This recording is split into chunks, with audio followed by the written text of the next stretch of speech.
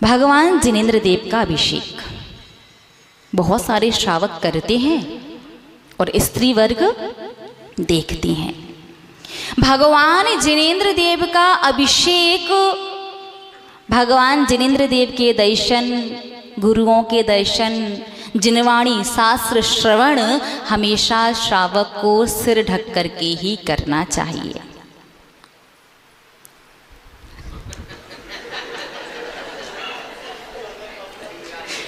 क्यों? एक प्रश्न रह रह करके कहीं ना कहीं कभी ना कभी मन में आता ही है। शास्त्रों में प्राचीन आचार्यों ने, अभी के आचार्यों की बात नहीं करते, पंडित विद्वान की बात नहीं करते, प्राचीन जो अराती आचार्य हुए हैं 15वीं शताब्दी तक के, शास्त्रों में आचार्यों ने कहीं नहीं लिखा कि मंदिर में सिर ढकना चाहिए। किसी भी आचार्य ने नहीं लिखा। फिर वर्तमान में साधु क्यों उपदेश देते हैं? तो बहुत सारे आंसर आपके पास होते हैं। एक श्रावक ने तो हमसे कहा, माता जी अशुभ होता है भगवान को 3 चीजें दिखाना, पैर, पेट और सिर। एक श्रावक ने कहा 3 दिन पहले, फिर हमारा मौन हो गया, हम उसका आंसर दे ही नहीं पाए। उसने क्या कहा? पैर, पेट और सिर दिखाना अशुभ होता है।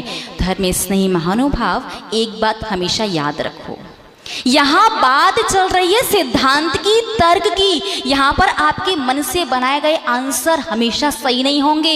यदि आपने कहा पैर, पेट और सिर दिखाना अशुभ है, फिर तो मुनि महाराज वो तो नग्न ही रहते। कि यहाँ बात ये नहीं कि श्रावक या मुनि की अलग अलग है, यहां बात है तर्क की। सिर ढका क्यों? अगर सिर खुला रखना अशुभ है, सिर्फ अशुभ, तो मुनि महाराज को भी ढकना चाहिए, क्योंकि सिद्धांत तो सबके लिए एक सा होता है।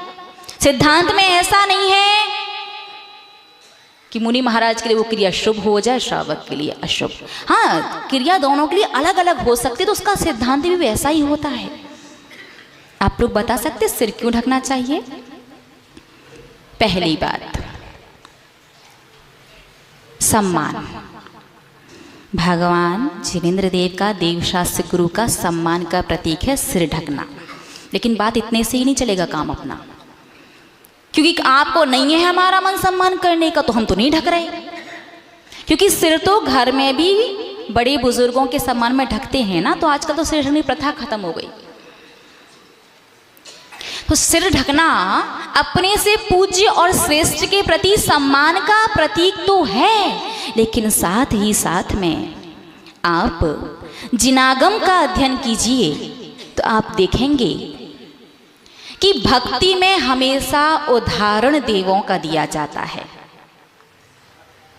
क्यों? क्योंकि देव लोग जो हैं वो भगवान की निर्विकल्प भक्ति कर सकते हैं, मनुष्य निर्विकल्प भक्ति श्रावक नहीं कर सकता। क्योंकि देवों को ना तो भूख प्यास लगती, ना उन्हें परिवार चलाना है, ना व्यापार करने जाना है, और ना ही शरीर में किसी प्रकार की कोई वेदना या तकलीफ होती है।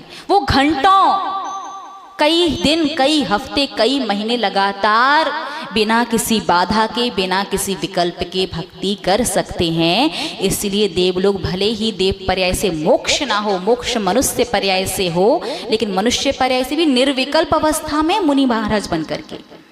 आर्यिका माता जी को भी मोक्ष क्यों नहीं होता? क्योंकि स्त्री पर्याय में निर्विकल्पता नहीं बन सकती, और भी बहुत सारी वजह हैं। लेकिन भक्ति में जब भी नाम लिया जाता है, जब भी उदाहरण दिया जाता है, हमेशा देवों का, क्योंकि देव लोग भगवान की निर्विकल्प भक्ति कर सकते हैं, और निर्विकल्प भक्ति सातिशय पुण्य का बंध कराती है। इसीलिए कहा जाता है कि आप शास्त्रों में भले ही सिर ढकने का वर्णन ना हो, लेकिन मुकुट लगाने का प्रसंग है कि मुकुट लगा करके आकर के भगवान के दर्शन, अभिषेक, पूजन वगैरह करना चाहिए। लेकिन मुकुट लगाना संभव नहीं है, और सोचो भी कितना कैसा लगेगा आप घर से मुकुट लगा के आ रहे हो हर टाइम। थोड़ा सा तो लगेगा ही लगेगा। तो मुकुट लगाने का वर्णन है शास्त्रों में कि मुकुट लगा करके आप देव बन जाते हैं।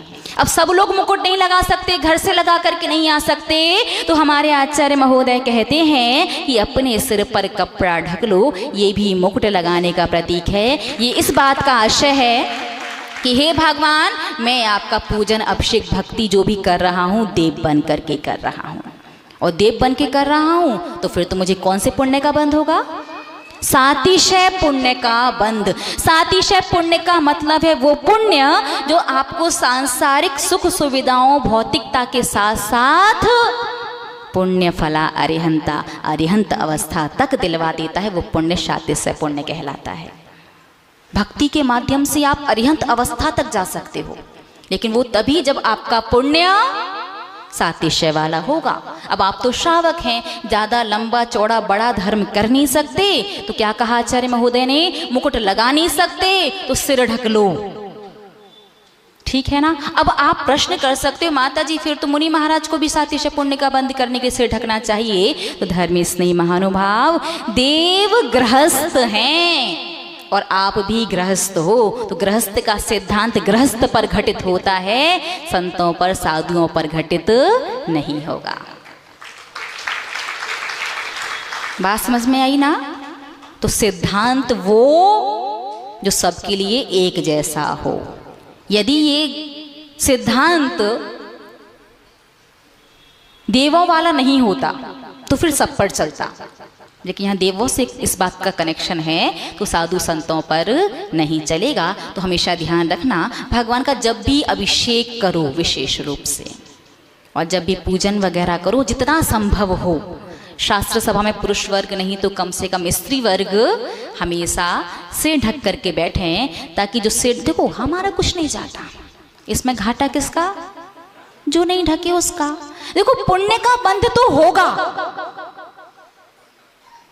पुण्य बंधेगा, क्योंकि भले ही आपको एक भी अक्षर समझ में ना आए, भले ही आप बेमन के बैठे हो, क्योंकि एक व्यक्ति एक बार एक सेठ जी के पास पहुंचा, सेठ जी के पास जाकर के बोला, सेठ जी कोई काम दे दो, पैसों की आवश्यकता है।